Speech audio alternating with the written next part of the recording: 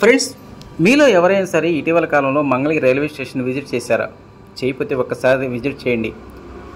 గతంలో మీరు చూసినటువంటి రైల్వే స్టేషన్ వేరు, ప్రస్తుతం మీరు చూసినటువంటి రైల్వే స్టేషన్ వేరు. మీరెవరూ గుర్తుపట్టలేని విధంగా మంగళగిరి రైల్వే స్టేషన్ని ఆధునీకరణ పనులు శ్రీకారం చుట్టారు.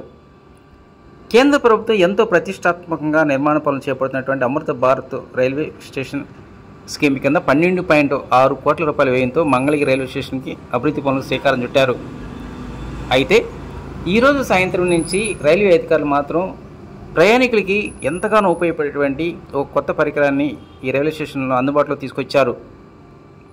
ఎలక్ట్రానిక్ కోచ్ గైడెన్స్ డిస్ప్లే బోర్డులు ఏర్పాటు చేయబోతున్నారు. ఈ ఎలక్ట్రానిక్ గైడెన్స్ డిస్ప్లే బోర్డు పుణ్యమా అంటూ రైల్వే ప్రయాణికులకు ఎంతగానో ఉపయోగపడుతుంది అంటున్నారు. మనం ఏదైనా సరే రైల్లో రిజర్వేషన్ చేయించుకున్నప్పుడు S1, S3 లాంటి పేర్లు వింటూ ఉంటాము. ఈ రిజర్వేషన్ కోచ్లు అనేటువంటివి ఇంజన్కి ముందు ఉంటాయా, మధ్యలో ఉంటాయా, చివరి ఉంటాయా అనేటువంటిది రెగ్యులర్గా ప్రయాణికులకు మాత్రమే తెలుస్తుంటాయి. కానీ సాధారణ ప్రజానికానికి మాత్రం కనుక్కోవడం చాలా కష్టం.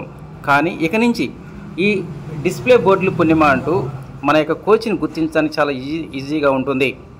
రైల్వే స్టేషన్లో ఈ ఎలక్ట్రానిక్ డిస్ప్లే బోర్డులు ఏర్పాటు చేయడం వల్ల ఏ ప్లాట్ఫామ్ మీదకి ఏ నెంబర్ రైలు వస్తుంది, ఎన్ని గంటలకు వస్తుంది అనేటువంటి తెలుసుకోవడం ఎంతో సులభతరం అంటున్నారు రైల్వే అధికారులు. మరోవైపు మంగళగిరి రైల్వే స్టేషన్లో అభివృద్ధి పనులు చివరి చేరుకున్నాయి. సాధ్యమైన త్వరలోనే ప్రారంభోత్సవానికి మాత్రం భారీ ఏర్పాట్లు చేస్తున్నారు. దీనికి సంబంధించి ఇప్పటికే యుద్ధ ప్రాతిపదిక మీద నిత్యం అనేక మంది కార్మికులతో పనులు జరుగుతూ ఉన్నాయి.